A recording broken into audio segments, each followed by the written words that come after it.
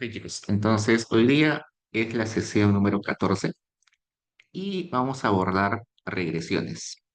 Sé que este no es un curso de econometría, pero de todos modos estamos dedicando unas cuantas sesiones a ver los comandos para hacer estimaciones, para hacer econometría básica.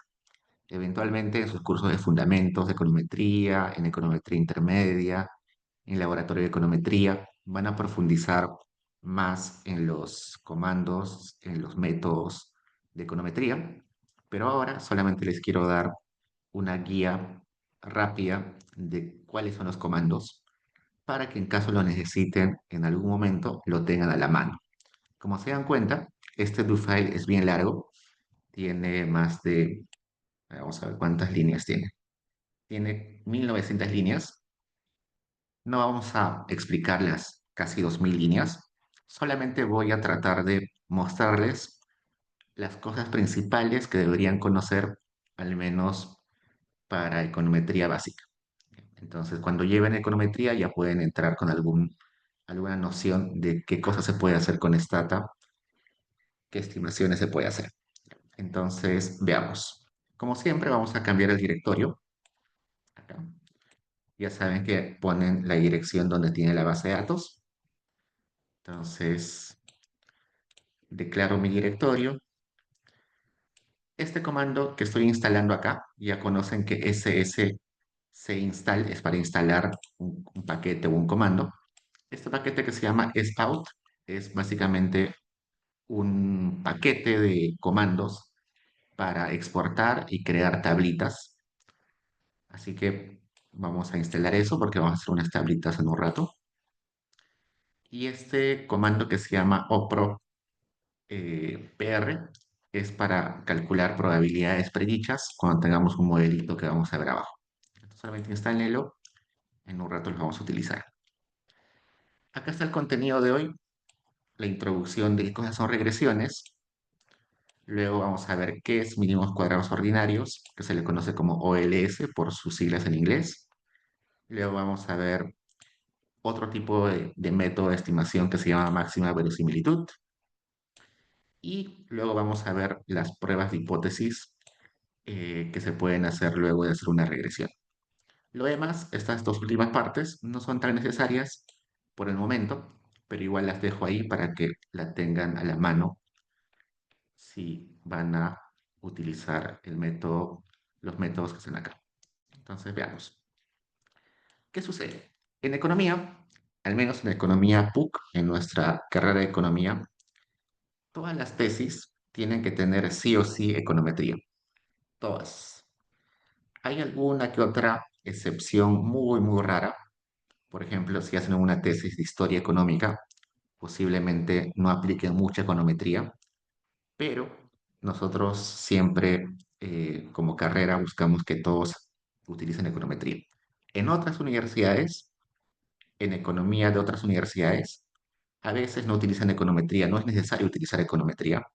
Yo he visto tesis de universidades, por ejemplo, la San Marcos, que es una buena universidad, eh, la, la Ruiz de Montoya, otras universidades donde las tesis se pueden hacer con métodos que no utilizan econometría.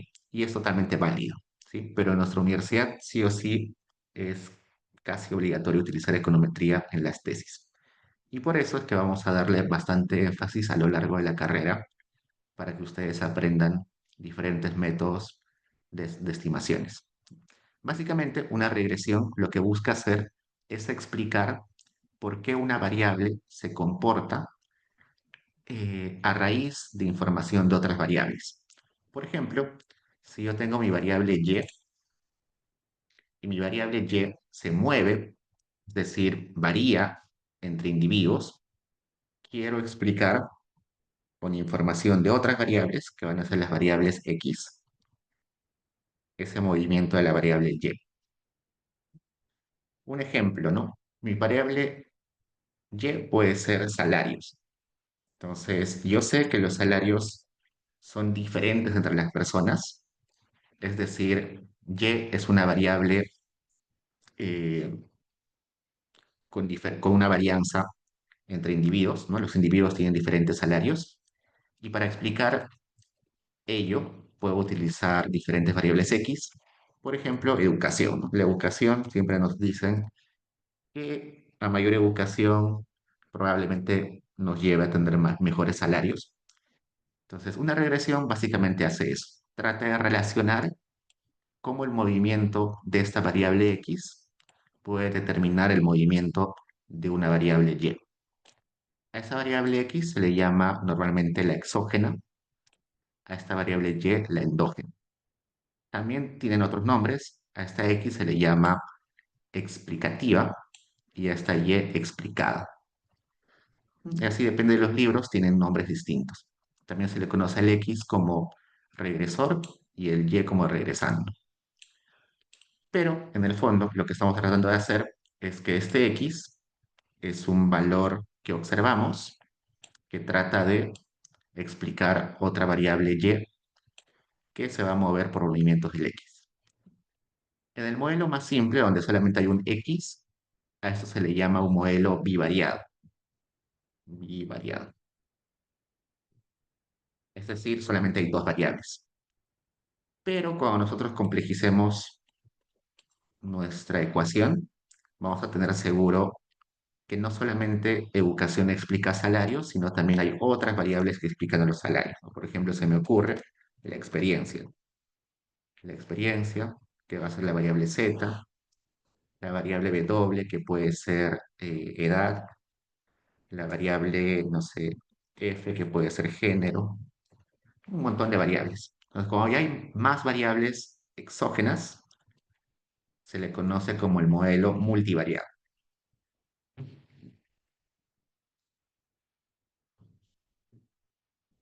Dicho eso, cuando yo tengo planteado una ecuación que quiero estimar, cuando tengo un conjunto de variables X que van a explicar mi variable Y, tengo que recurrir a mis datos, ¿no? Entonces tengo que recolectar datos.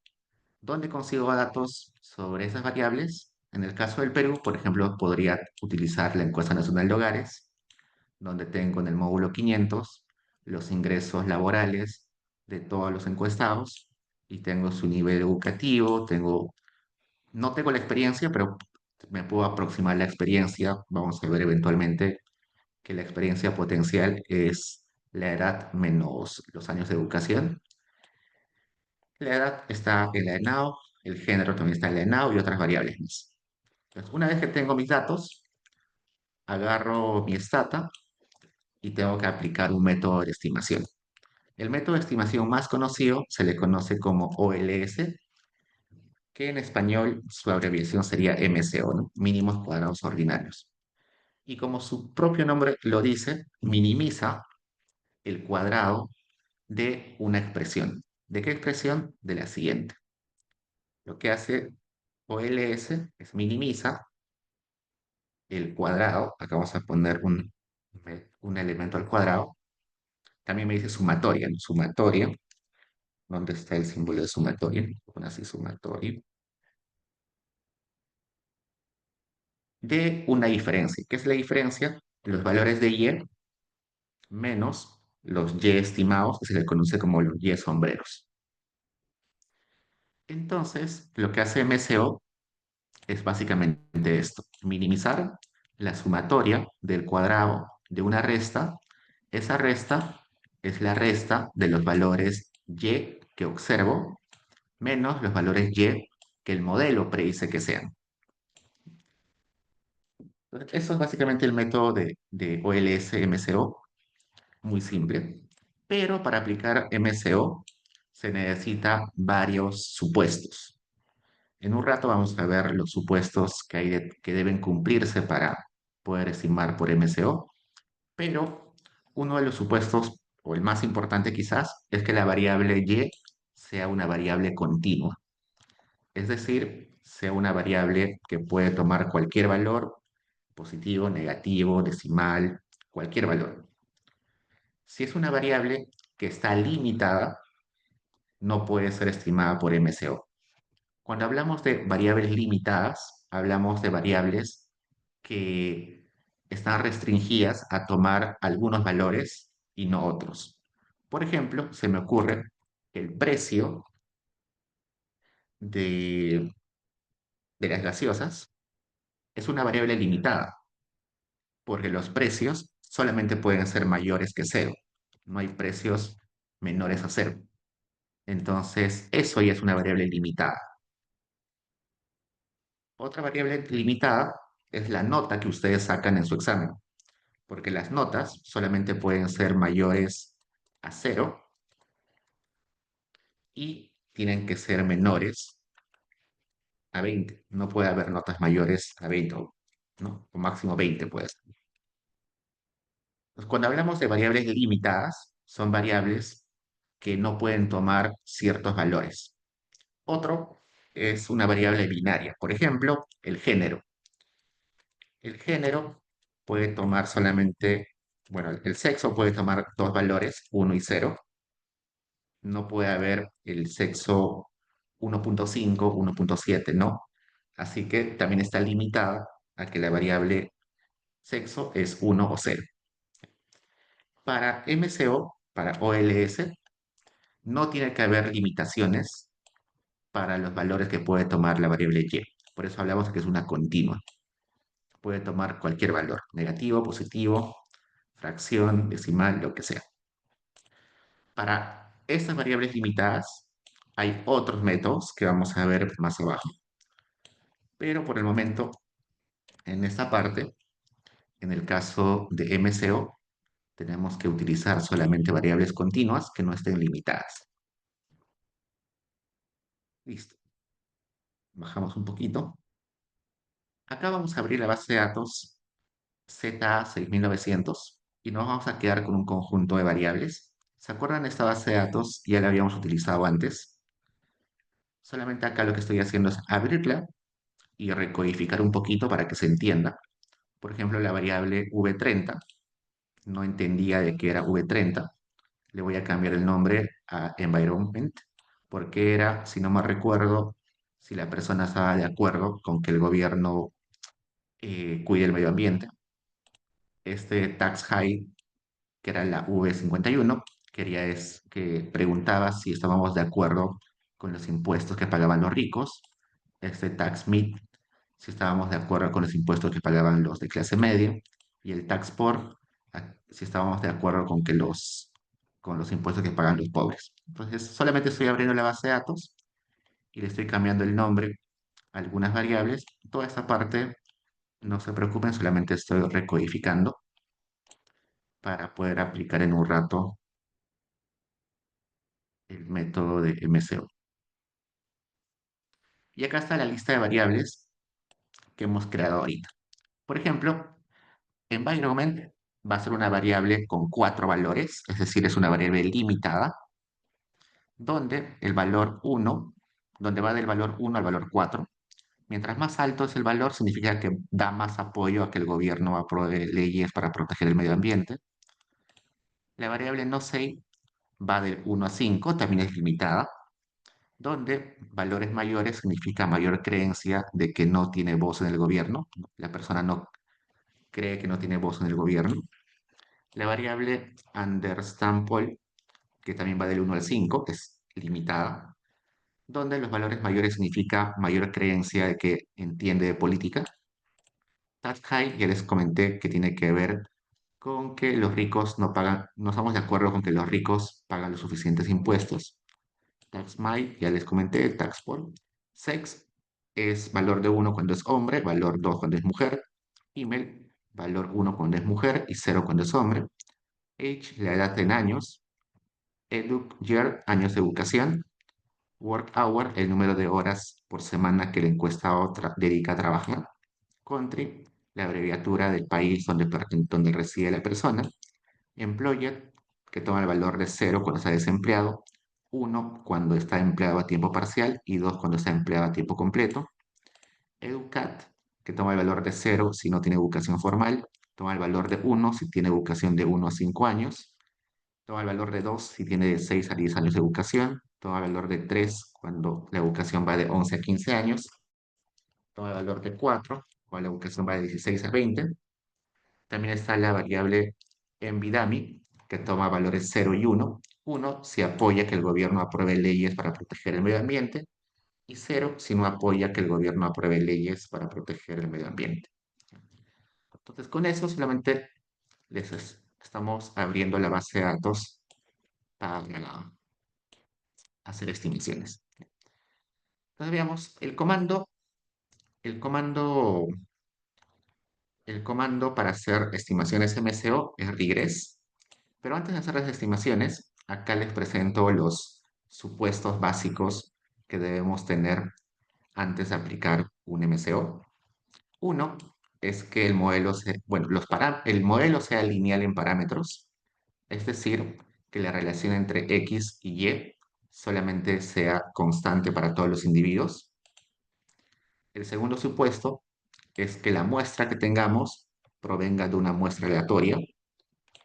El tercer supuesto, que no haya colinealidad perfecta, lo cual quiere decir que las variables no duplican o no triplican o no repiten información. Cada variable X da información adicional, no repite variables, no repite información. El cuarto supuesto es que las variables las variables X no están correlacionadas con el término de error. Si sucede eso, vamos a tener que el esperado del error no va a ser cero y va a ser un problema. Y el último supuesto es que no hay heteroscedasticidad. Esos son los 5 supuestos que, eh, que normalmente aparecen en los libros de econometría. No es necesario que los aprendan ahora, solamente quiero mencionarlos para que se les quede la idea de que MCO no siempre es lo mejor en todos los contextos. Solamente MCO es un buen método cuando se cumplen los supuestos. Si se incumple uno de los supuestos, puede haber solución. Vamos a ver en un rato que hay algunas soluciones. Pero si no hay solución, probablemente hay métodos alternativos que me permitan hacer mejores estimaciones. Hacer, aplicar MCO en Stata es relativamente fácil.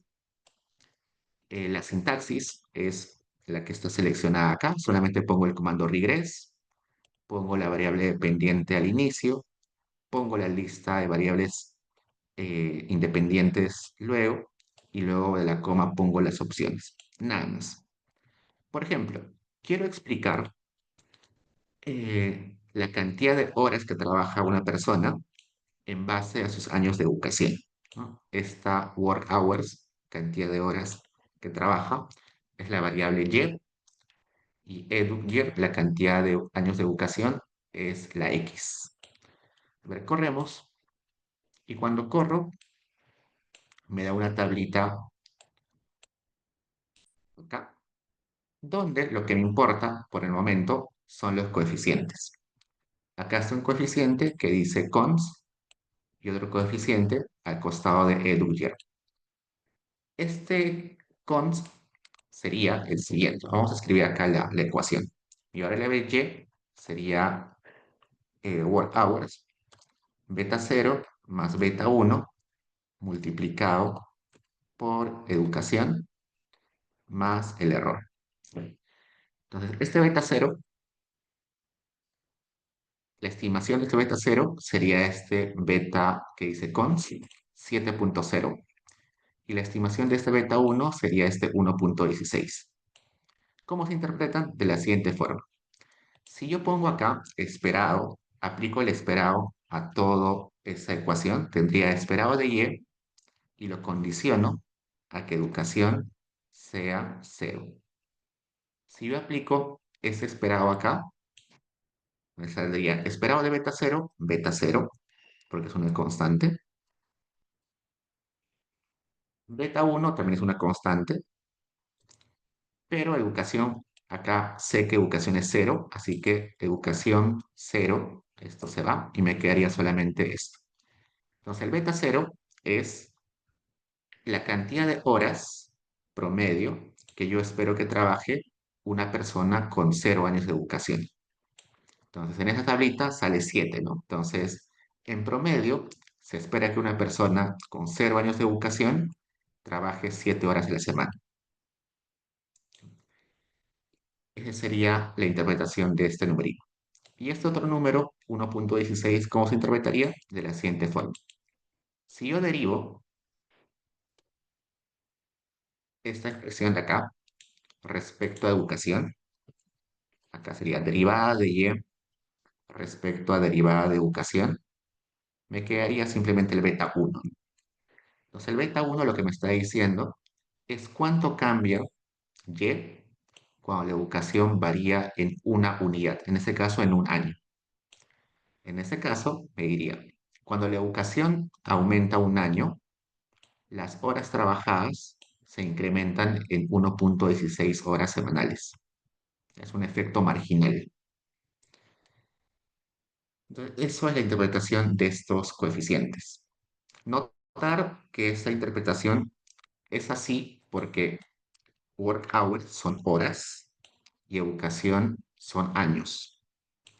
Si esto estaría en logaritmos o estaría en porcentajes, o esto estaría en logaritmos, en porcentajes o en otra unidad, en otra magnitud, la interpretación cambiaría un poco. Pero como esto está en horas y esto en años, el beta cero se interpreta como la cantidad de horas en promedio que trabajaría a la semana una persona con 0 años de educación, y el beta uno se interpretaría como cuántos años, pero cuántas horas de trabajo se incrementan por cada año de educación que tiene la persona. Y más. Entonces, esos son los coeficientes. ¿Qué son los errores estándar?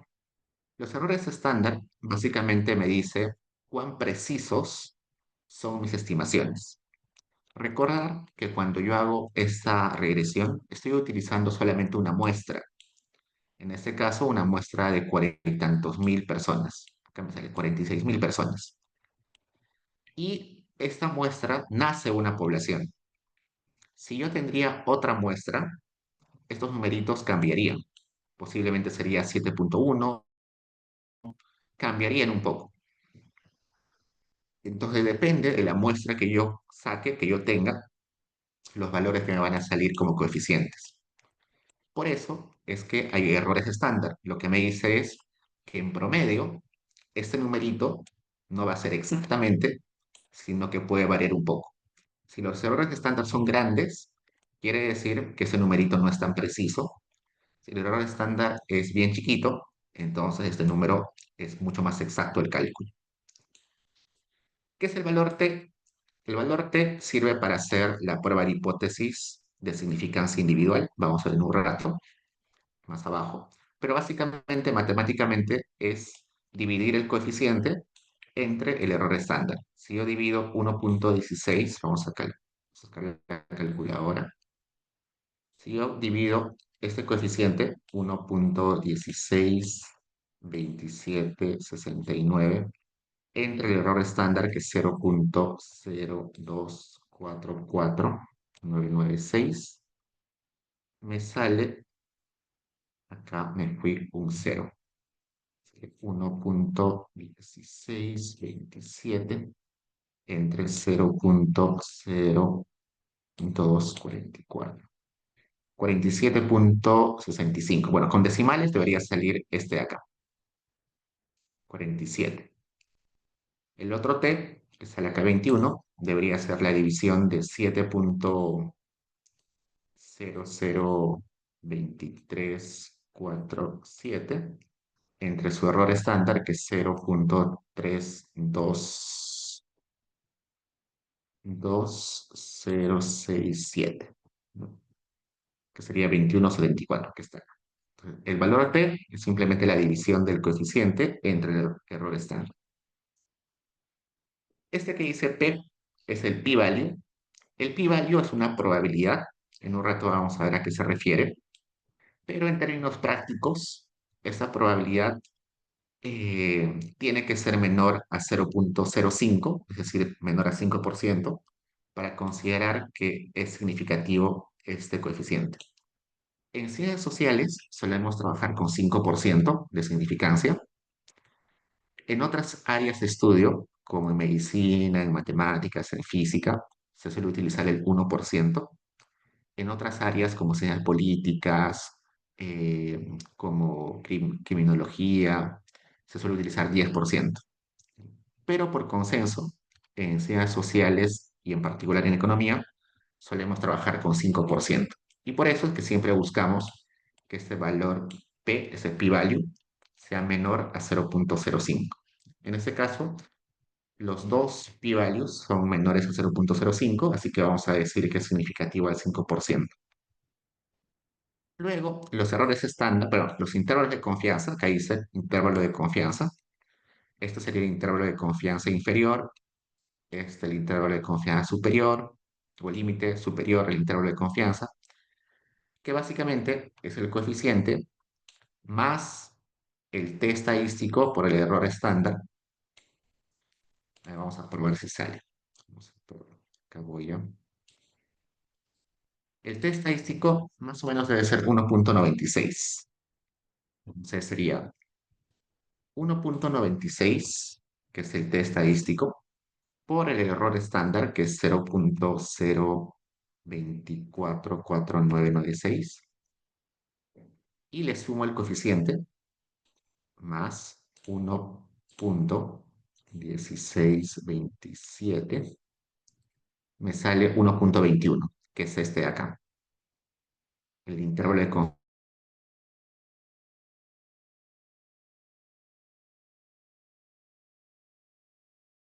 confiabilidad, a ver, 1. Vamos a primero multiplicar 0,024499 por 1,96 menos 1,162769 en negativo sería 1,11. Esto, o bien el negativo, sería 1,1147. Acá está. El límite superior del intervalo de confianza. Entonces, esos valorcitos salen simplemente de hacer multiplicaciones, suma y resta. Listo. Entonces, bajemos un poco. De todos modos, acá también les pongo la interpretación de los coeficientes. Acá está la interpretación. También les comento que el error estándar, mientras más chiquito, la estimación es más eficiente. El t simplemente es la división del beta entre el error estándar. El p-value es solamente una probabilidad. Y en ciencias sociales solemos trabajar con 5%, así que lo que buscamos es que sea menor el 5%. El r cuadrado que aparece acá es un porcentaje. ¿Se acuerdan que hace un momento les dije que el objetivo de la regresión era ver cómo la variable x explica la variable y? Eso es esa capacidad de la variable x de explicar la variable y se va a representar en el r cuadrado. ¿Cómo así? Este 0,0461 en porcentaje sería 4,61, ¿no? Entonces se leería de la siguiente forma. El 4,61% de la varianza del y es explicada por la varianza de los x. Es decir, el 4,61% de los movimientos de work hours son explicados por los movimientos de los años de educación. Entonces, esa es la idea. Ese R cuadrado me da el porcentaje de cuánto del movimiento del Y es explicado por los movimientos del X. Como es un porcentaje, ese R cuadrado va del 0 al 100% y la idea es que sea lo más grande posible.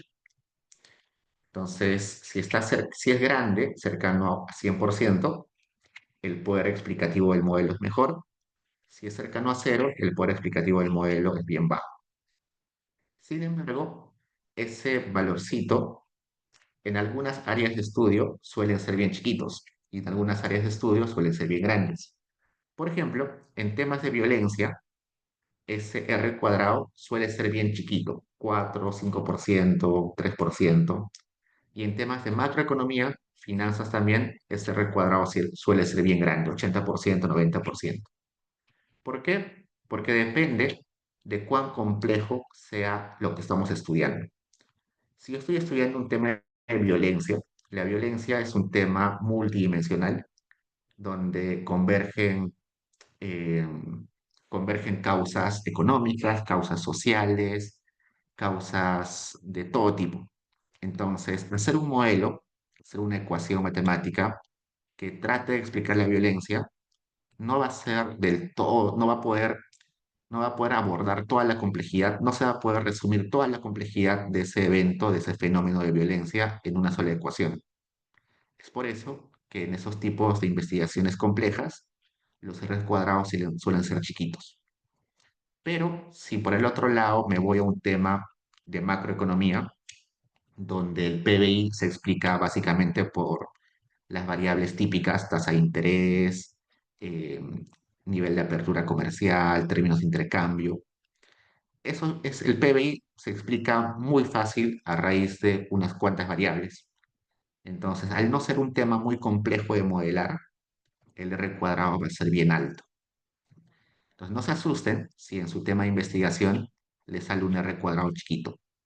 Depende del tema que estén investigando. ¿Y cómo saber que mi R cuadrado está bien o mal? Traten de comparar con investigaciones similares a las suyas. Entonces, si yo estoy investigando un tema de violencia, chequeo los otros papers de violencia y veo cuál es el R cuadrado de ellos. Si su R cuadrado de ellos es 4 o 5% y el mío también, está genial. Pero si el R cuadrado de ellos es 4 o 5% y mi R cuadrado es 90%, algo está mal ahí, ¿no? No está bien que yo esté muy distante a lo que normalmente sale en esos temas de investigación.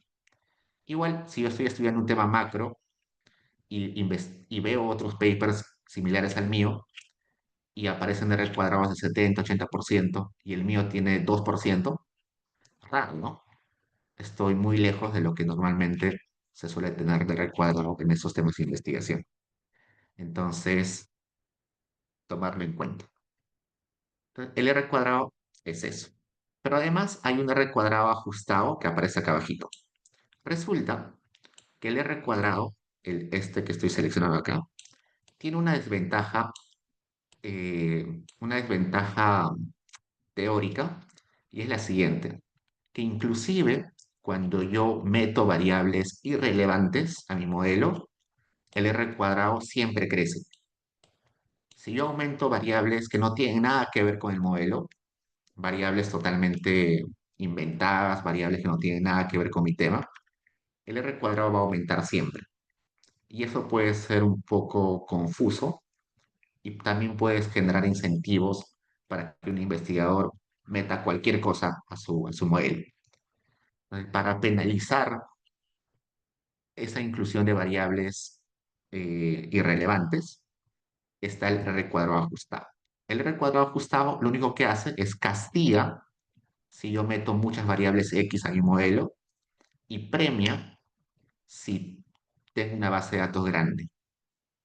Por eso se le llama ajustado. Ajusta el R cuadrado inicial, premiándole si tengo mucha base de datos, muchas observaciones, y castigándola si incluyo muchas variables X. Pero básicamente, si mi modelo es estable, si mi modelo es bueno, no debería diferenciarse mucho. Notar acá que son idénticos. Si notan que son muy alejados uno del otro, probablemente esté metiendo variables irrelevantes a mi modelo y debería chequear una elección más mejor pensada, ¿no? De mis variables. Lo que normalmente se hace es fijarse en este R cuadrado ajustado, no tanto en el R cuadrado típico. Y la lectura de ese R cuadrado ajustado es idéntica. También se lee como el porcentaje de la varianza del Y, que es explicado por la varianza de los X. Ya, listo. Nos vemos. Ok. Entonces, en ese modelito que hemos visto acá, solo teníamos un X, un Y, era un modelo bivariado, pero en la vida real o en la práctica vamos a utilizar muchas variables X, ¿no? Entonces acá, en el siguiente ejemplo, he puesto que las horas de trabajo semanales se explican en base a tres variables X. Años de educación, email, que es 1 si es mujer, 0 si es hombre, y edad, que están años. Con, y acá está. ¿Cómo interpreto los coeficientes? de la siguiente forma. La constante, al igual que en el caso anterior, se interpreta como el valor del y que se espera en promedio tenga una persona cuando los x son cero. En este caso, sería, se espera que una persona con 0 años de edad, con 0 años de educación y con 0 en es decir, hombre, trabaje 28,60 horas semanales. Entonces, una persona con 0 años de educación, 0 años de edad y que sea hombre, porque female 0 es hombre, en promedio trabajaría 28,60 horas semanales. Este coeficiente de educación es un efecto marginal. Si yo derivo, podría leer de la siguiente forma. Un año de educación adicional incrementa las horas de trabajo en 0,92 horas. Este de edad sería un año adicional de edad está asociado a una reducción de 0,29 horas de horas tras de trabajo semanales. Nada más. Igual acá les pongo la interpretación. Si en algún momento lo quieren chequear, es lo mismo que dije hace un momento. El R cuadrado también se lee de la forma idéntica que hicimos ahí arriba. Acá sería el 12,62% de la varianza de work hours se explica por la varianza de Dublier, de female y de age. Listo.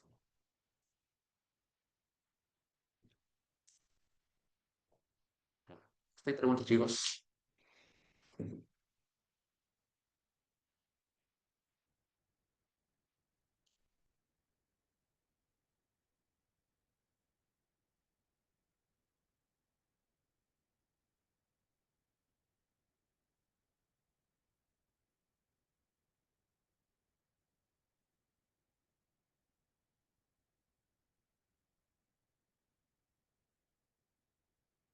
Sigamos. Hace un rato les comenté que habían 5 supuestos para que se pueda aplicar MCO. Entonces, yo debería verificar que esos 5 supuestos se cumplan. Y eso es lo que vamos a ver acá. No todos los supuestos se pueden verificar directamente.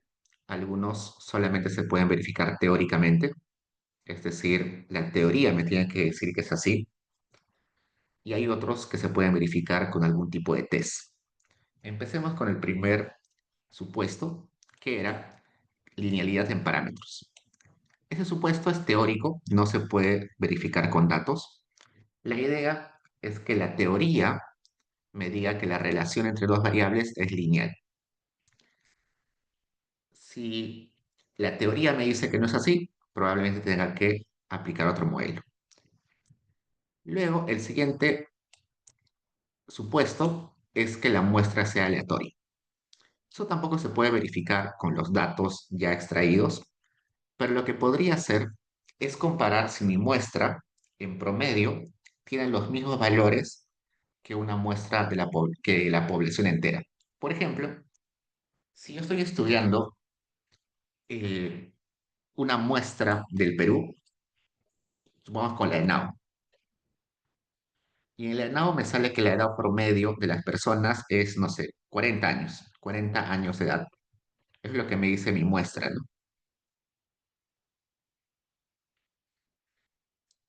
En la ENAO me sale que el promedio de edad de los peruanos es 40 años.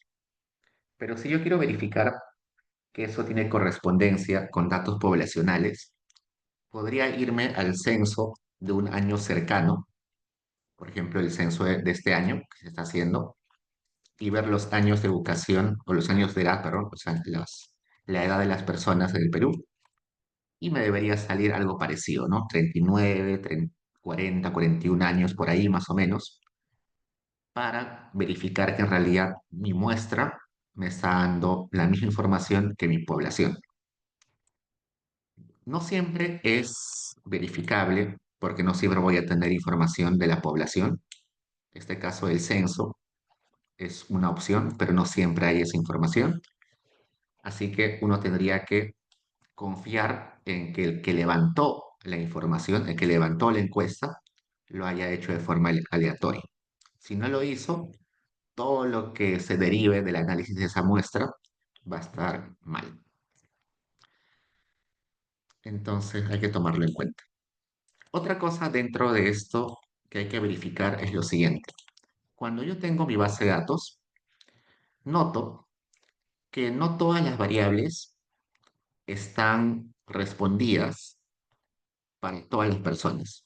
Por ejemplo, acá me dice que la información de female está disponible para 48.591 personas, pero work hour solamente ha sido contestada por 46.607 personas. Entonces acá hay una diferencia de casi 2.000 personas que solo tengo información de work hour, ¿no? Solamente 46.000 de work hour y de female 48.000. Eso ya me puede estar dando algún tipo de idea de que esta muestra tiene algún problema. Yo sospecharía que esos 2.000 son menores de edad, puede ser, pero también puede ser que esas personas no hayan querido contestar o sean personas que simplemente no conocían la cantidad de horas de trabajado o que tienen un trabajo muy irregular que no podían contestar la pregunta. Entonces, hay que siempre verificar que mi base de datos no pierde información por falta de respuesta. Acá no hay mucho problema. Igual son más de 46.000 en todas las observaciones para todas las variables. Ya sería un problema enorme si en una variable solo tengo 10.000 observaciones y en las demás tengo 50.000, ¿no? Y hay una diferencia abismal. Entonces ahí debería preguntarme por qué, ¿no? De todas formas, esto de que la muestra es aleatoria no es posible de verificar siempre, así que hay que confiar en que, es así, que la base de datos ha sido levantada de forma correcta. El otro supuesto es la multicolinealidad perfecta.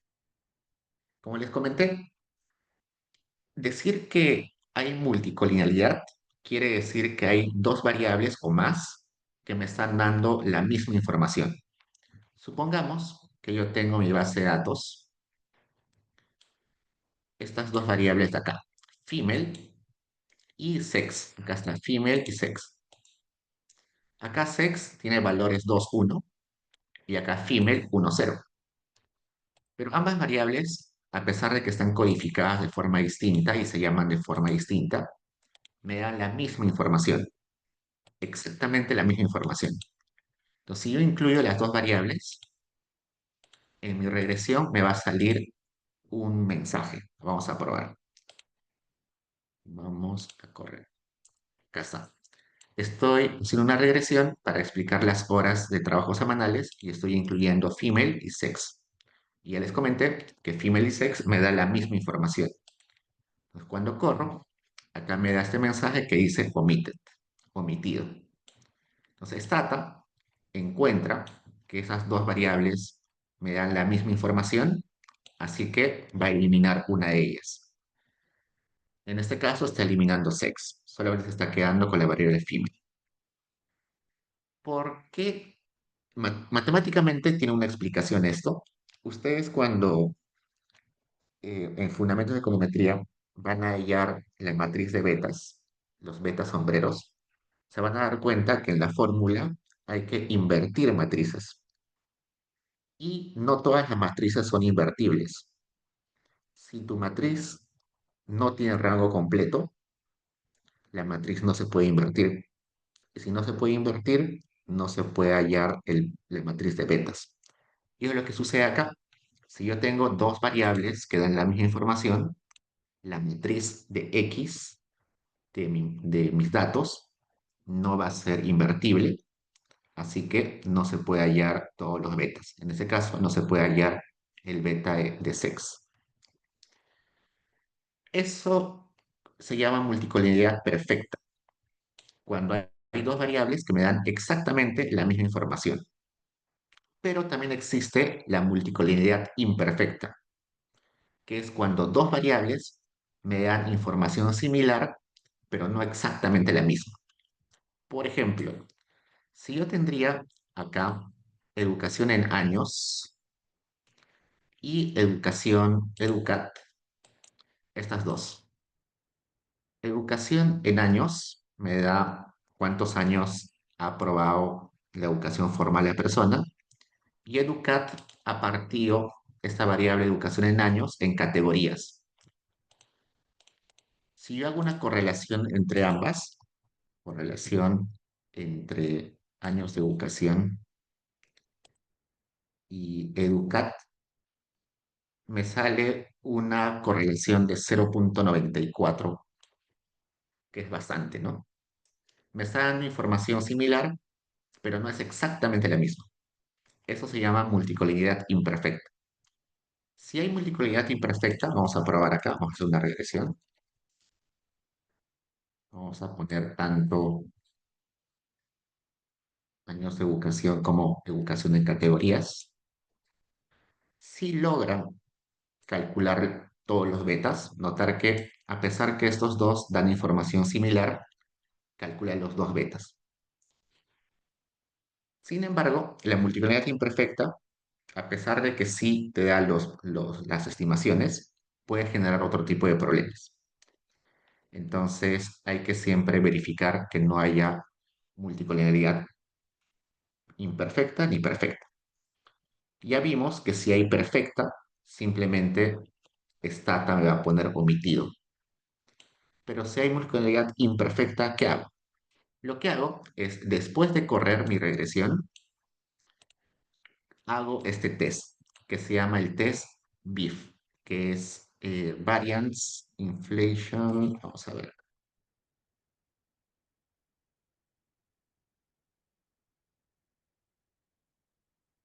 acá está. Acá está BIF. Variance Inflation Factor. ¿Qué es el Variance Inflation Factor? Me dice, la teoría me dice que si hay multicolinialidad imperfecta, mis estimaciones de los errores van a estar distorsionados, van a estar sobreestimados. Entonces, lo que hace Stata es calcula si esa inflación o ese crecimiento artificial es demasiado grande o no. Los libros dicen que si esa varianza, ese factor eh, de inflación es mayor a 10, ya tengo un problema serio de multicolinialidad imperfecta. Probemos. Acá me sale 1,02. Es muy pequeño. Entonces, en realidad no hay mucho problema con esto de la multicolinialidad eh, imperfecta. Entonces, puedo continuar. Vamos a probar acá con otro. Acá me sale casi 10. Acá sí ya debería tener un poquito más de cuidado. Está cerca de 10. Entonces, los libros me dicen que 10 es el tope del BIF. Si el BIF sale más de 10, ya debería preocuparme. ¿Qué sucede si sale un BIF mayor a 10?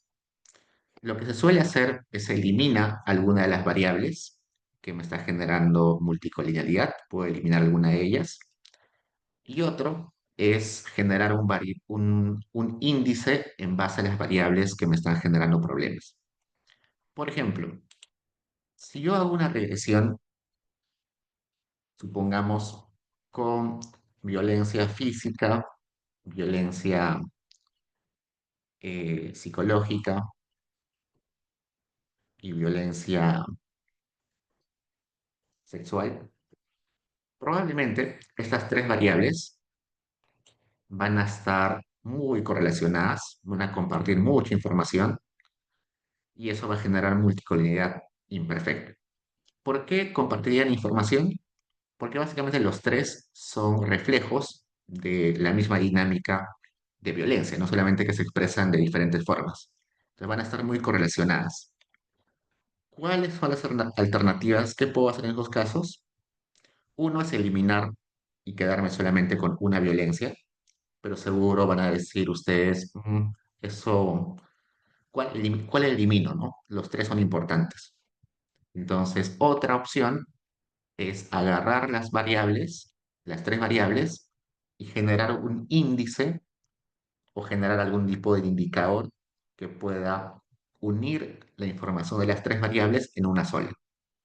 Por ejemplo, se puede utilizar análisis factorial, se puede hacer un índice de conteo, cualquier tipo de reducción de dimensiones que permita agarrar la información de varias variables y ponerla en una sola. Esa es una opción que también se hace con bastante frecuencia. Entonces, eso de la multicolonialidad es solucionable. Luego, hay otro problema que se conoce, bueno, uno de los supuestos adicionales era la independencia de los errores y resulta que eso se le conoce como homozelasticidad, o bueno, eso genera homozelasticidad. ¿Cómo verifico que se cumpla? Hay varios métodos para ello. Uno de los métodos más simples es el siguiente. Luego de hacer una regresión, acabas de hacer una regresión, voy a predecir, voy a calcular los residuos o los errores de estimación. Acá dice, predice los residuos y esos numeritos calculados que he predecido, guárdalos con el nombre work hour receipt. Corro. Y cuando corre eso, creo que ya corrió, por eso aparece en... Crea una variable nueva que se llama, acá está, work hours receipt. Algunos son positivos, algunos son negativos, como se dan cuenta. Esos numeritos son simplemente cuán mala ha sido la estimación para cada uno de las personas. Matemáticamente es la diferencia entre el valor de las horas que trabaja, que se observa, menos las horas estimadas que el modelo predice. Algunos son positivos, algunos negativos. La idea es que si yo grafico esos errores, vamos a poner acá, two-way, si yo grafico esos errores, no deberían comportarse distinto si cruzo la información con cualquier variable X. Acá estoy cruzando esos residuos con los años de educación. En este eje están residuos, en este eje educación. ¿Hay alguna relación? No, no veo que haya una relación positiva o negativa. Veamos si existe o no existe.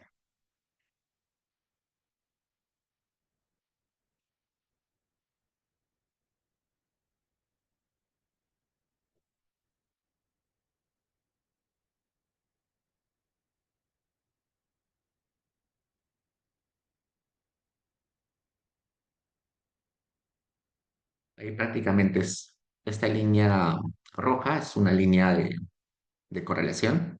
Hay una correlación prácticamente cero. Si cruzo eso con edad, creo que tampoco hay una relación.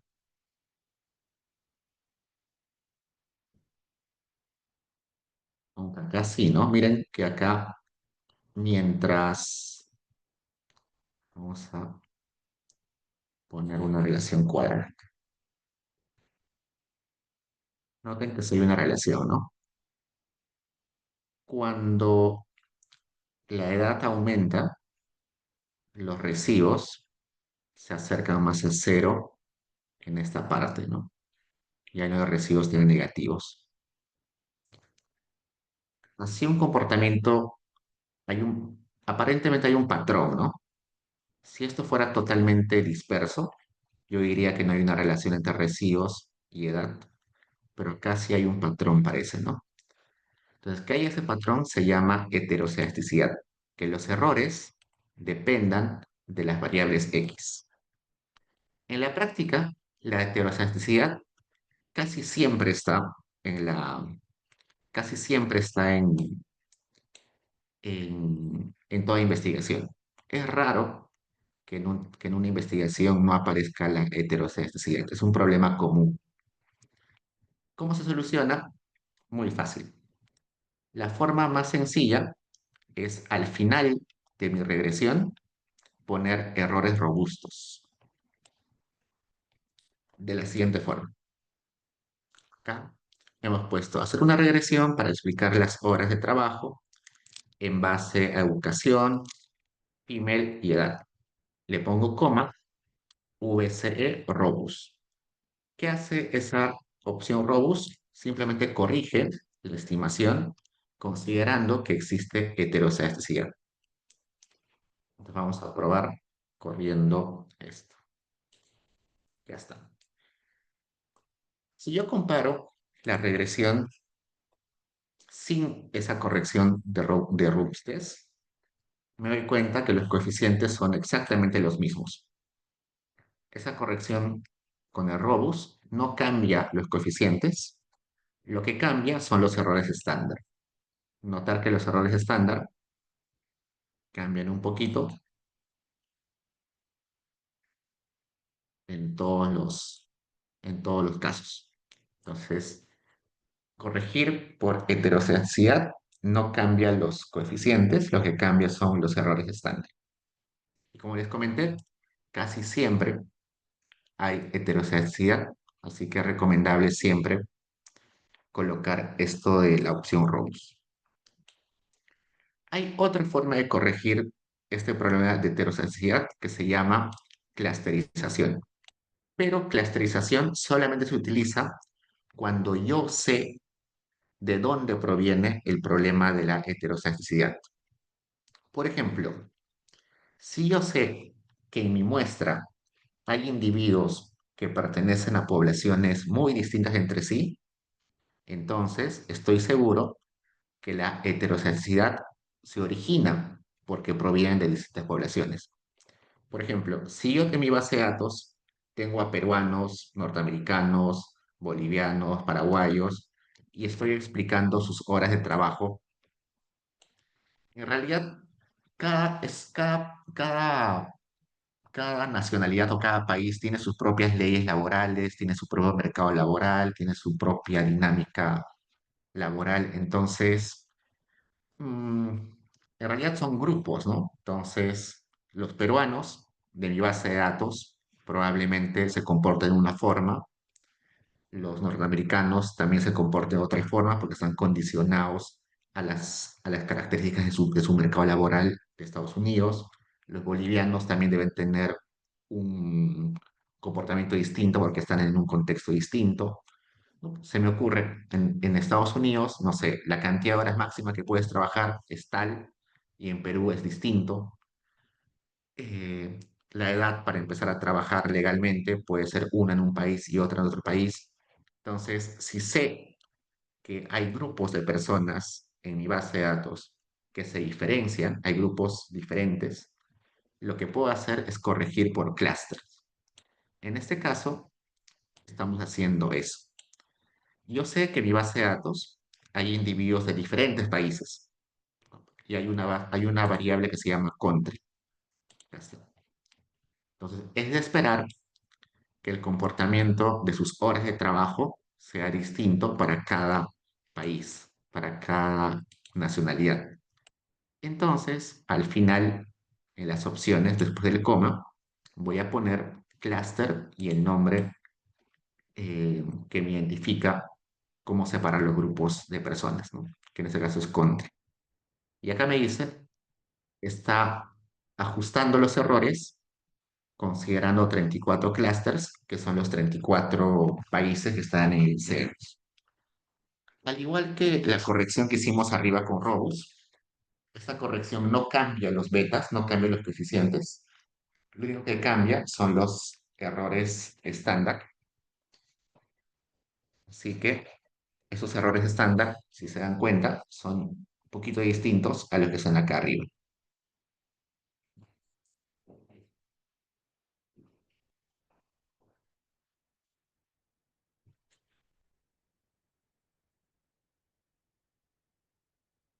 Y ustedes se preguntarán, pero ¿para qué me preocupo por los errores estándar si en realidad lo que me importa son los coeficientes, ¿no?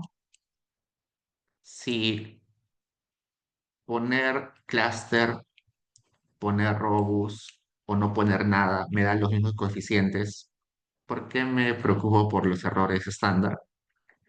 Resulta que hace un momento comentamos que este valor t dependía del error estándar y este t determinaba el p-value y el p-value me decía si era significativo o no. Entonces, si el error estándar está mal medido, el t también va a estar mal medido y mi conclusión sobre la significancia también va a estar incorrecta. Entonces, por eso es que se pone tanto énfasis en ser lo más correctos al momento de estimar los errores estándar, tanto con Robust o con Cluster, porque si no vamos a sacar conclusiones sobre la significancia totalmente erróneas. Entonces, tomarlo en cuenta.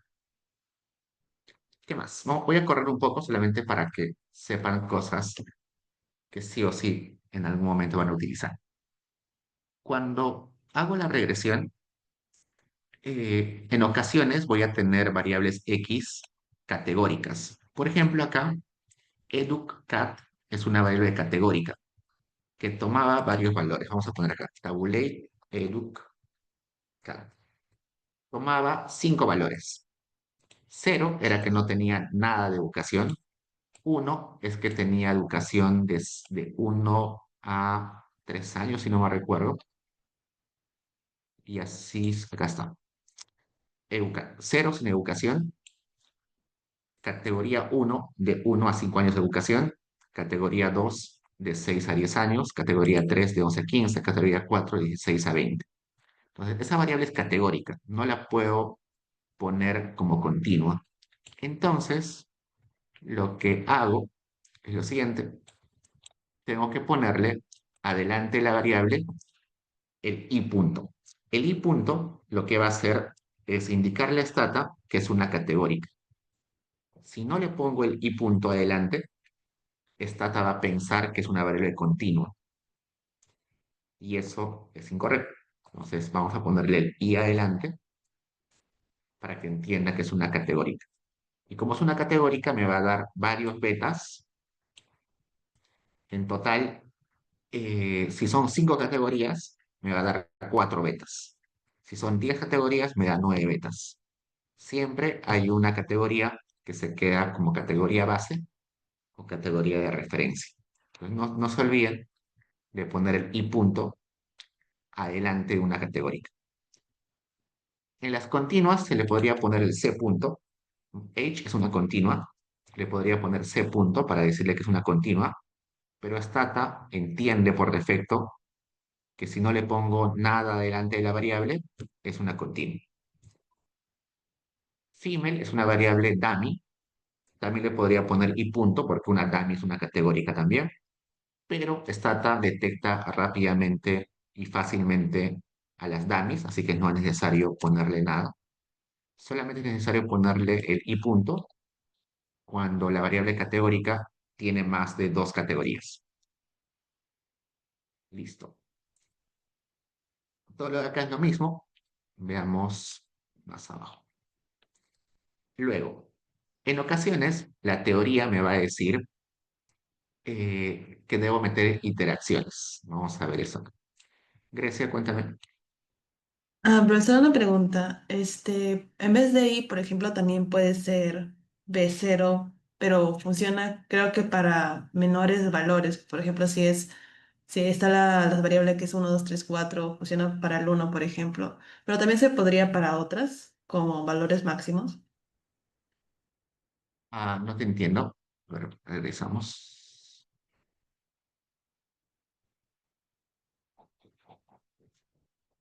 Ya, me decías de esto, ¿no? O sea, en vez de la I, también puede ir B0, por ejemplo. Ah, sí. Ya, resulta que la categoría base que elige Stata va a ser siempre la primera. Cuando hice el tabulate de EduCat, tomaba el valor 0, 1, 2, 3, 4, ¿no? Stata está eligiendo la base, el 0, la categoría 0.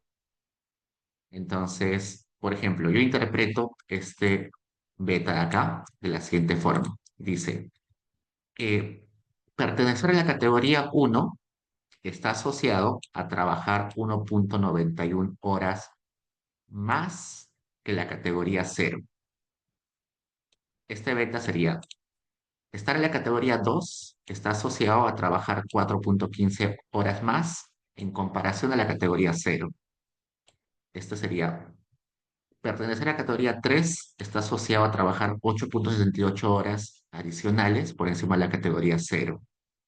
Y este significaría, pertenecer a la categoría 4 está asociado a trabajar 14,39 horas más en comparación a la categoría cero. Pero en ocasiones yo no quiero que utilice la categoría base que eligió Stata, sino quisiera, por ejemplo, que la categoría base sea el 3. Entonces, acá abajito le hemos puesto eso. Entonces, en lugar de poner solamente i punto, acá pongo en el medio del i y del punto la categoría base que quiero que elija. Entonces, acá le pongo, utiliza la base 3. Acá le he puesto IB3. Considera que es una categórica, utiliza la base 3. Y como se dan cuenta, acá ya no aparece la categoría 3, pero sí aparece la categoría 0. Entonces los betas se van a interpretar en referencia a la categoría 3, que ahora es la base. Entonces acá sería, pertenecer a la categoría 0 está asociado a trabajar menos de 8,68 horas en comparación de la categoría 3. Pertenecer a la categoría 1 está asociado a trabajar menos 6,86 horas menos que la categoría 3. Pertenecer a la categoría 2 está asociado a trabajar menos de 4,62 horas en comparación de la categoría 3. Y este de acá, pertenece a la categoría 4, está asociado a trabajar 5 horas adicionales por encima de lo que haría la categoría 3. Entonces, ¿qué categoría elegir? Depende de ustedes, cómo lo quieran interpretar. En este caso, que la categoría 0 creo que es sin educación. Sí, pues, sin educación es un buen punto de referencia, ¿no? Pero depende de cada uno de ustedes. Pero buena pregunta. Gracias.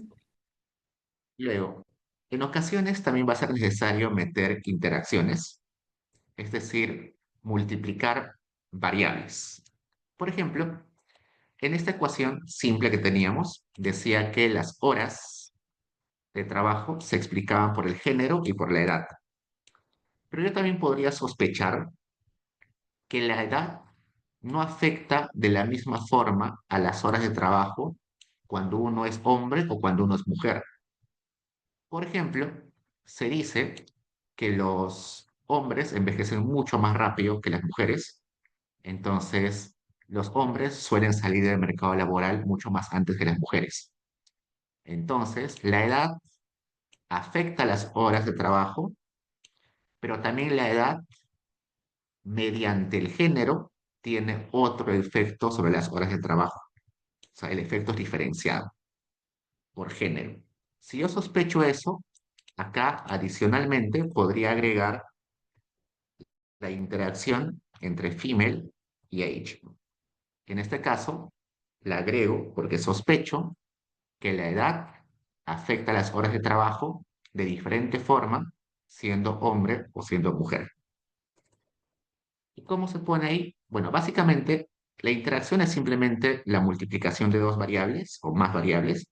Pues acá lo que puedo hacer es generar una variable nueva que se llame female x age, que sea la multiplicación de female age, y esa nueva variable la meto a mi regresión y ya está.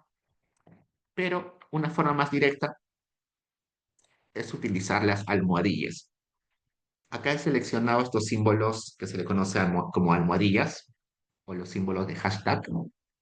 Cuando yo pongo esas dos almohadillas, lo que le estoy diciendo a Stata es, utiliza la variable female, utiliza la variable age y utiliza la multiplicación de ambas variables. A eso se refiere esa doble almohadilla. Para que Stata no tenga problemas de identificar la naturaleza de las variables, le pongo i adelante de female para decirle que es una categórica y le pongo c adelante de age para decirle que es una continua. Solamente para que no se equivoque, no equivoque la naturaleza de las variables. Y acá, una vez que corro, me da esta tablita que, como se dan cuenta, tiene los mismos valores de la tabla de arriba, que era lo mismo, solamente con la variable nueva que generé acá, female XH. Listo. Bajemos un poco. Entonces, esos MCO, igual ahí les dejo la interpretación de estos coeficientes por si les interesa. Ahora vayamos a máxima verosimilitud. Cuando no se cumplen los supuestos de MCO, tenemos que recurrir a otro tipo de estimación. Y una alternativa es máxima verosimilitud. Y como su nombre lo dice, maximiza la verosimilitud. ¿Qué es verosimilitud? En términos coloquiales, que algo sea verosímil quiere decir que algo sea más probable de suceder, ¿no? Y es exactamente lo que hace el método de máxima verosimilitud. Maximiza la probabilidad de que los datos que yo tengo hayan sido materializados de una base de toda la población. Entonces, lo que está tratando de hacer el método es decir que la base de datos que yo tengo, esta base de datos que tengo, es muy probable que haya salido de una muestra aleatoria de una población. Y como tiene que ver con probabilidades, se tiene que utilizar una función de probabilidades y hay que elegir qué función de probabilidades se utiliza. Normalmente se utiliza una normal estándar, también se puede utilizar una logística, una binomial, eh, una gaussiana, depende qué tipo de evento uno esté estudiando. Pero los que más se usan son la normal estándar, porque la normal estándar sale el probit, y la logística, porque de la logística sale el logit, que son las dos aplicaciones donde se utiliza máxima verosimilitud. Entonces vayamos a un caso específico. Supongamos que yo tengo, acá estoy creando una variable totalmente ficticia. La variable que estoy creando toma el valor solamente de uno o 0. Es una variable limitada, ¿no? Está limitada a tomar solamente el valor de uno o el valor de 0. Entonces, cuando yo grafico esta variable, solamente puede tomar el valor 0 o valor uno. Acá está, uno, 0. Y cada circulito rojo es una observación. Acá está la temperatura y acá si sucede un evento o va a tomar el valor de uno y si no sucede 0. Si yo haría un MCO con estos datos, esta línea azul sería mi línea MCO. Pero como me doy cuenta, esa línea MCO está prediciendo valores por encima de lo que normalmente toma estos rojos y valores muy por debajo de los que normalmente toma esta variable y, que es solamente 0 y 1. Entonces, al tener ese problema de que OLS se va de rango posible, yo podría aplicar un logit. ¿Qué hace el logit? Asume que hay una función logística, y ustedes recuerdan que la logística tiene una forma de S. En estadística han visto que la función logística tiene una forma de S. Y como se dan cuenta, esa forma de S aparece acá y no sale de los bordes que por naturaleza tenía esta variable y. La variable y solamente tomaba valores 0, 1. Entonces, esa estimación, que es el azul, está restringida entre 0 y 1. El MCO se salía números mayores de 1 y números menores de 0. ¿Cómo así se puede hacer eso? Asumiendo que la distribución es una logística. También se podría asumir que es una función normal estándar que me daría un probit. Los dos son indiferentes. Hacer un logit, un probit me da lo mismo. Pero la idea es la siguiente. Cuando uno hace un logit, un probit, hace esto. Vamos a abrir esto.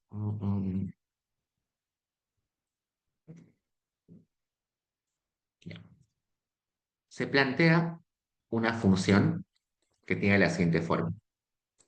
Tengo una función de densidad, que es la probabilidad de que suceda algo. Para mi primera persona, tengo el valor de y, ¿no? Esa función de densidad, supongamos logística, es para la persona uno. Que ese numerito, que ese dato para la persona uno suceda a la par que sucede el valor de la persona 2, el y de la persona 2 sería esta multiplicación. ¿Se acuerdan que los datos deberían ser independientes? Así que la multiplicación sería la probabilidad conjunta. Si tengo tres personas y para los tres tengo los datos de y, acá tengo la probabilidad o la función de densidad para la persona 3 y así voy multiplicando la función de densidad para todas las personas hasta el individuo n. Esa sería mi función de verosimilitud, de verosimilitud. Para facilitar la optimización, recuerden que es máxima verosimilitud, ¿no? Hacerlo lo más verosímil posible, lo más probable posible. Quiero que esta función de probabilidad conjunta tenga la mayor probabilidad, sea la más alta posible. Entonces tengo que derivar esto, ¿no? Derivar esto para que la probabilidad sea la más alta posible. Pero derivar una función así de bien grande es bien difícil, así que lo que se suele hacer es sacar el logaritmo, se le saca el logaritmo a todo esto para que se reduzca, las propiedades del logaritmo hacen que sea más fácil derivar. Entonces le saco el logaritmo y luego de sacar el logaritmo derivo toda esa expresión respecto a los betas. Entonces lo que estoy haciendo ahí es elegir los betas que hacen más posible que yo haya observado los valores que están en mi base de datos. Eso es lo que hace este método. Y tiene muchas aplicaciones. Las dos aplicaciones más conocidas es el logit y el probit. La única diferencia entre ambas es la función que está acá. En el logit es la logística, en el probit es la normal estándar. ¿Cómo se aplica? Simplemente el comando es logit y acá el otro comando es probit. Lo único que acá quiero que se les quede claro es esto. Cuando hacen un logit, un probit, acá les aparece lo siguiente: iteración cero, iteración uno, iteración 2, 3 y a veces aparecen más iteraciones. Porque al momento de hacer la derivada, lo que está haciendo Stata es buscar el máximo en una función, ¿no? Entonces está probando diferentes valores hasta encontrar el máximo posible. Por eso que hay varias iteraciones. En ocasiones, cuando el modelo sea muy grande, muy complejo, va a tener muchas iteraciones, miles de iteraciones. Acá el modelo es bien simple, por eso solamente hay 4 iteraciones. Pero si el modelo es muy complejo, van a tener muchas iteraciones. A veces inclusive va a demorar horas o va a demorar horas o quizás días en iterar si el modelo es muy complejo. Otra cosa que quiero que quede claro es que estos coeficientes de acá, tanto en el Probit y en el Logit, no son coeficientes que se pueden interpretar como se interpretaba en MCO. ¿No? En MCO era fácil de interpretar, acá no se puede interpretar de la forma habitual. Para interpretar, yo tengo que hacer un paso adicional, que es poner margins y ponerle dy de x. Todo esto.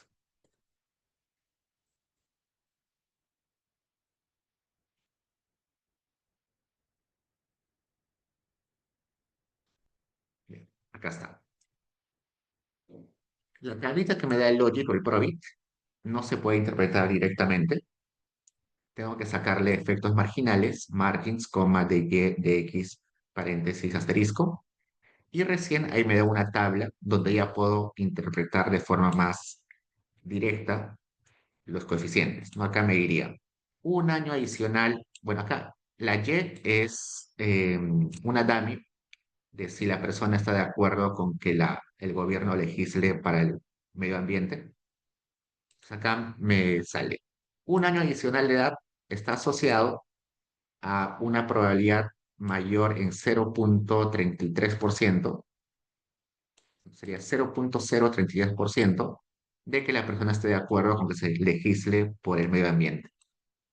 Un año adicional de educación está asociado a que la probabilidad de que esté de acuerdo con legislar por el medio ambiente, perdón, eh, ah, un año adicional de educación está asociado en 0,04% en que esté de acuerdo con que legisle por el medio ambiente.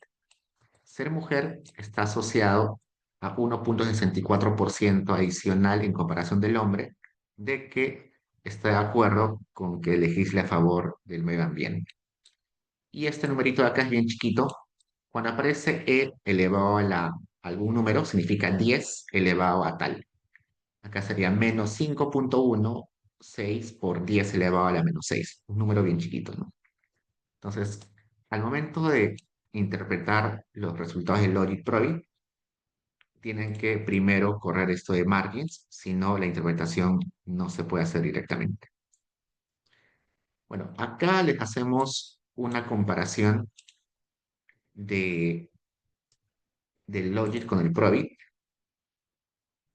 En teoría no hay diferencia sustancial entre aplicar un Logic y un Probit.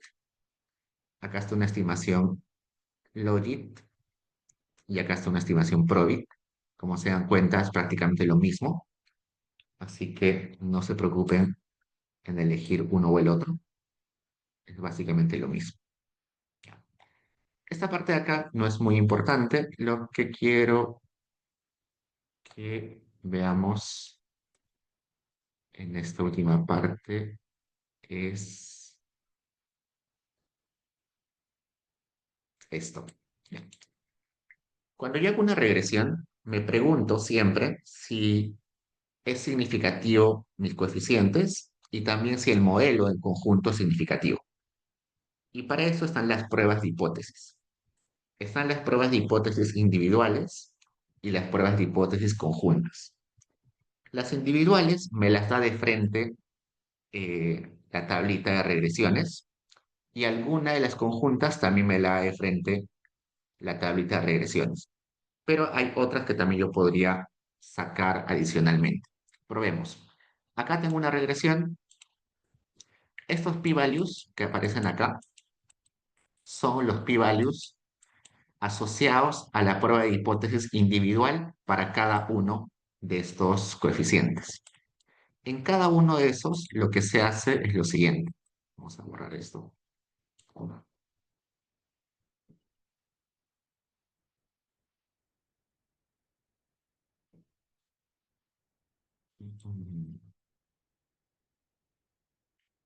En la prueba de significancia individual para cada uno de los coeficientes, lo que se hace es esto.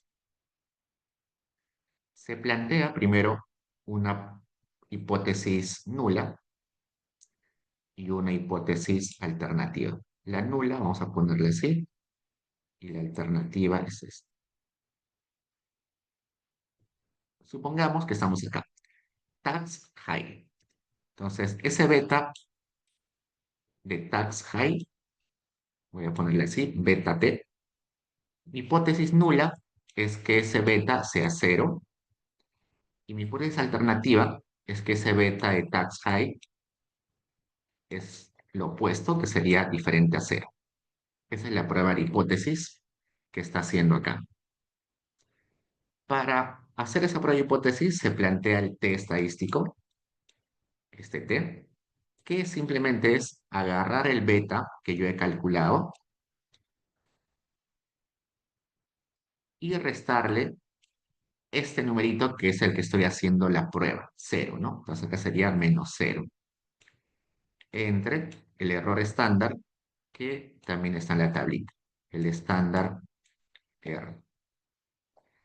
Y ese t saldría este 18,76. Ese t que calculo acá se compara versus el t de tabla. El T de tabla, ustedes recuerdan que en estadística han visto su tablita de student de dos colas. Ese T de tabla eh, dependía de los grados de libertad, que básicamente es la cantidad de observaciones menos la cantidad de parámetros, que en ese caso son la cantidad de betas. Entonces, si yo busco en la tablita de student este valor, aproximadamente va a ser 1,96 si tenemos una muestra grande. Pero lo que hace ese test es comparar este T 18,76 versus este 1,96. Comparar este menos 3,05 en valor absoluto con este 1,96. Si en valor absoluto, ese 1. Si este T es mayor a 1,96, se dice que es significativo. Si es menor en valor absoluto a 1,96, se dice que no es significativo. Eso a grandes rasgos. El p-value lo que me dice es la probabilidad de que este t sea menor al 1,96. Es una probabilidad. Si la probabilidad es bien chiquita, quiere decir que este t está muy lejos, muy por encima de este 1,96. Eso es lo que nos dice ese p-value. Lo ideal es que ese p-value sea lo más chiquito posible y si ese p-value es menor a 0,05, que es el 5%, rechazamos la hipótesis nula y nos quedamos con la alternativa. En este caso, este test me dice que el beta es diferente a cero. Y eso es importante, porque si el beta es diferente a cero, entonces task height sí es importante para explicar la variable environment, ¿no? Si este p-value hubiera sido menor, pero mayor a 0,05, yo me quedaba con la nula y la nula me dice que el beta es cero, lo cual me diría que task height no es importante para explicar la variable y, que es environment. Entonces, eso es el test de significancia individual, que se hace para cada uno de los betas. Pero además está el test de significancia conjunta, que es lo que está acá arriba. Resulta que yo puedo hacer un test para decir si todos los betas en conjunto son diferentes a cero. Entonces, lo que se hace es lo siguiente. Esta que estoy seleccionando, que es la prueba F, es muy similar, pero hace lo siguiente. También hay una hipótesis nula, que en este caso sería que todos los betas, el beta 0 sea igual a cero, el beta 1 sea igual a cero, todos los betas sean igual a ceros. Y la alternativa sería que todos los betas sean diferentes a cero.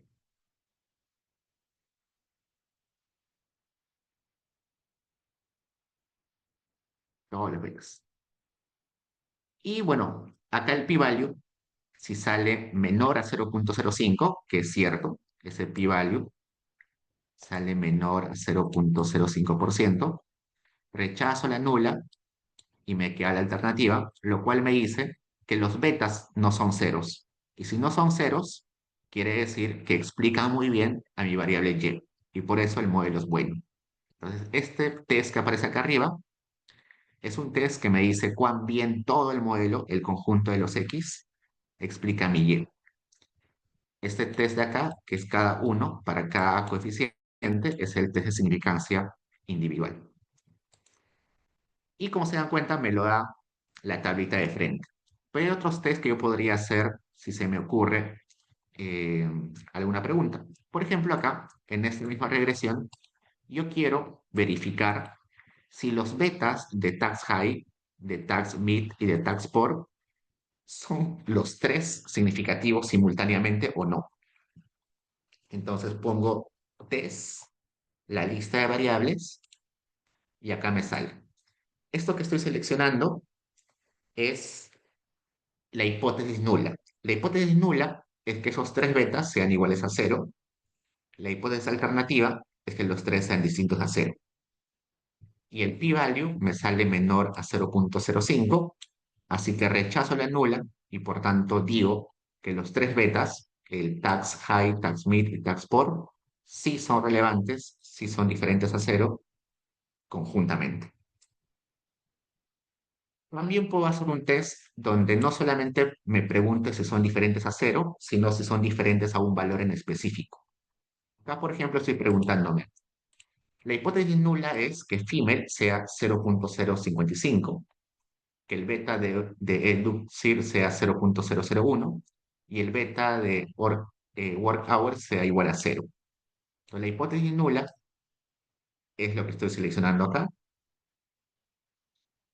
Y la alternativa sería simplemente lo mismo, pero en lugar del signo igual, el signo diferente.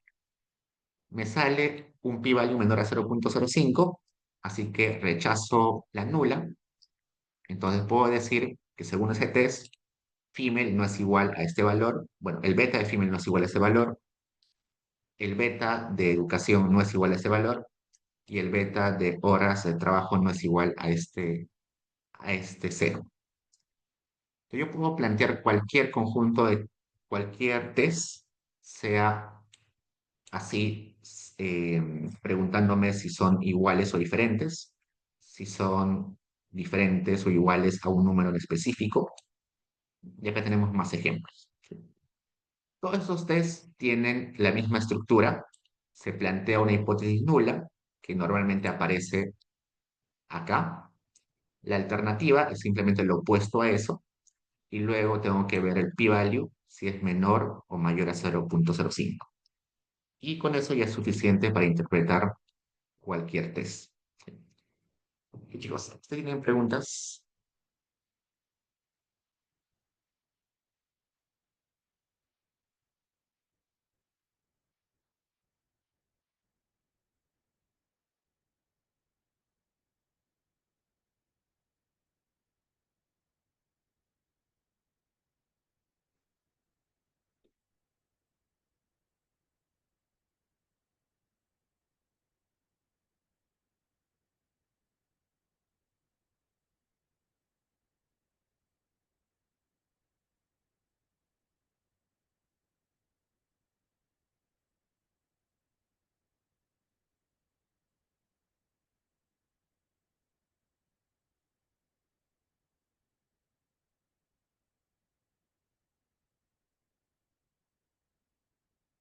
Ya chicos, hoy día se me fue muy rápido la hora. Me quedo conectado si tienen preguntas. Ya saben que estas clases de econometría solamente es para que tengan ahí el material. No es necesario que para este curso lo sepan. Toda esa parte de econometría no se evalúa en, en ninguna tarea académica ni ningún control. Solamente es para que tengan una idea de qué se puede hacer en esta. Ya chicos, entonces me quedo conectado acá por si tienen preguntas sobre el parcial o cualquier otra cosa. Y si no, ya nos vemos paso mañana. Cuídense. Gracias, profe. Gracias, profesor.